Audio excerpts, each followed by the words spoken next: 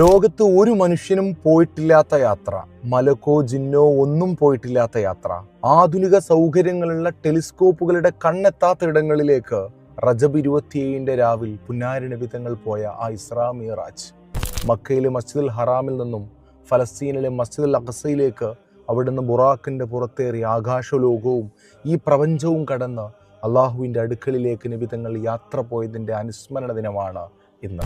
ആ യാത്രയിൽ നബി തങ്ങൾക്ക് അല്ലാഹു തആല കൊടുത്ത സമ്മാനം ആരോഗ്യമോ ശക്തിയോ സൈന്യമോ ആയിരുന്നില്ല.